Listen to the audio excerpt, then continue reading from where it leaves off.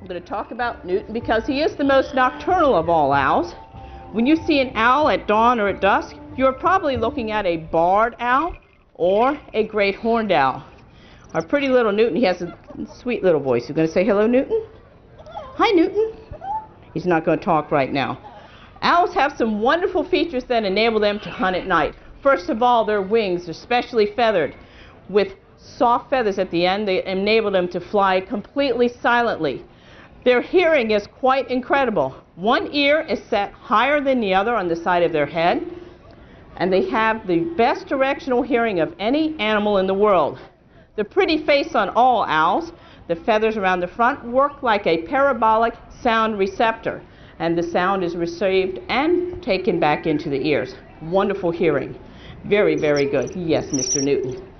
His night vision is so adept and so sensitive that the source of light only needs to be the equivalent of a candle held 1/2 a mile away. Another thing that owls have is an ability to touch their wrists behind their back. Let me have Newton open up his wings. His wings can lift prey a little bit better than other birds of prey because of this additional little bit of range of motion that they have that they're able to lift. The most nocturnal of all owls, everyone, are lovely barn owl Newton. We'll say hello. There we go, a little bit of a talk there. We're going to put him back. We're going to bring out a beautiful falcon from Africa, whose name is Anubis. Anubis is a Barbary falcon, the close cousin to the peregrine. The Barbary Coast is a beautiful part of the world, very desolate, very, very stormy. The other name for the Barbary Coast is the Skeleton Coast. Many shipwrecks have occurred there to the point that it has been called the Skeleton Coast because of all the timbers of these shipwrecks sticking out of the shoreline. We're going to play a little game with Anubis that we call Stooping to the Lure. Think of this as an avian version of the cat and string game that we have all played with the kitten, but this is played in the air. Our little Anubis is probably going to fly around in a few circles, and we're going to have him come on about and catch this lure in the air. Okay, I am ready. Anubis is going to come on about and find the upper air currents up above the trees. He's got to negotiate a few wires here until he can get up. There you go, Anubis. He's going to go on and out. There you go. Now he circles around. This move is called waiting on. If I had a trained bird dog, such as a pointer dog, they would be cueing in on the dog on point, and I would be flushing game under this falcon. Many breeds of dogs were bred to be hunted under the falcon long before they were under the gun.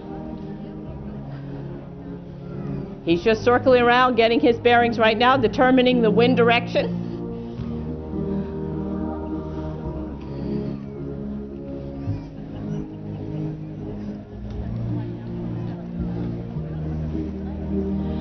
These falcons can survive incredible G-forces. A trained and conditioned human can survive only between 8 and 12 Gs. Falcons will regularly pull between 25 and 35 Gs when they are out and about flying. Ready to come on in yet, Anubis? Here he comes, everyone. There we go! Beautifully flown by Anubis, the Barbary falcon.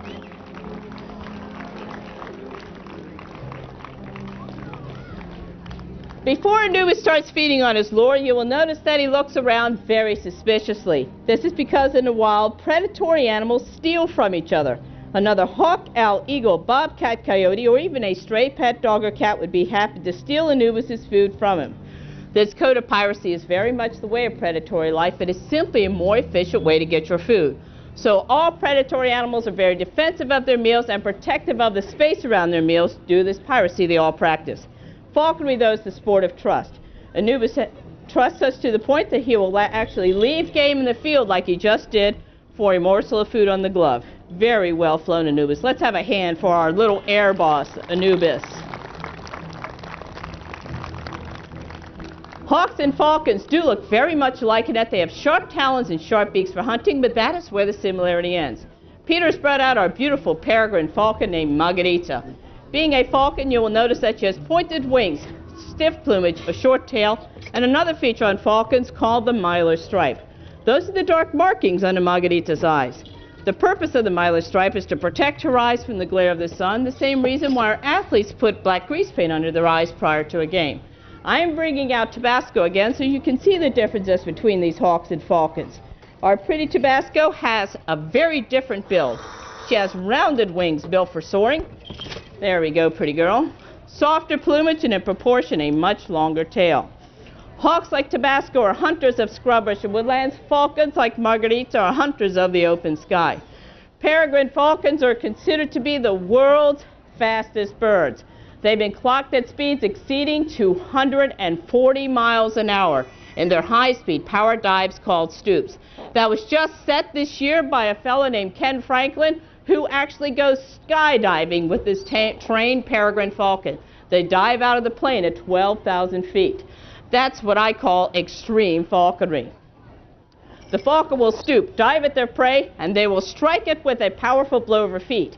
The injured prey will flutter to the ground, and she will reach down, sever the spinal cord at the base of the neck with a simple twist of the beak. Falcons even have a special notch on the beak called a terminal tooth designed just for that purpose. Hawks like Tabasco are masters of maneuverability, using their long, flexible tail literally as a rudder to twist and turn through the trees and scrub after their quarry, which is primarily mammalian. And if you've ever been mooned by a bird, Tabasco's going to go back in a moment. We're going to bring out her two male counterparts. They are both Harris hawks as well, Zora and Montezuma. Almost ready, Tabasco? We're just getting her treat ready for her box. The unique thing about Harris hawks is that they hunt together in family groups, very much like a pack of wolves. They even share in the prey once they are successful. Our two male Harris hawks named Zora and Montezuma will have free range of this entire arena, so remember to hide all articles of food from view of the hawks, well, especially those turkey legs that I've seen around here. They seem to have an affinity for those. I'm getting their treats ready. Let's see which hawk comes to the glove first. Usually Montezuma lands on my right and Zora lands on my left. Okay, I am ready. There we go, everyone. Zora and Montezuma, the two handsome Harris hawks. You will notice that when these birds consume their morsels of hawk food, they very eagerly consume it. This is a gourmet type hawk food. It is a combination of chopped whole chicken, quail, pate, and marinated minced mouse. Since our birds are predatory, we do our best to copy their natural diet, which consists of the aforementioned rodents and chicks, squab, partridge, and of course the game that they have caught. The predatory animals you have at home, your cats and dogs, would practice these same dietary habits if given a chance. If you've ever let your pets go out and forage for rats and mice, and you let them eat what they've caught, you will notice that they will eat the entire animal if it is small enough, and with larger prey, they will eat the less appetizing internal organs. This is because predators do require vegetables in their diet the same as we do. They get these items by consuming the stomach, intestines, and viscera of the prey that they've caught, or the entire carcass if it is small enough. We often refer to the mice that we give our birds as little vitamin pills for the hawks because they are so very nutritious.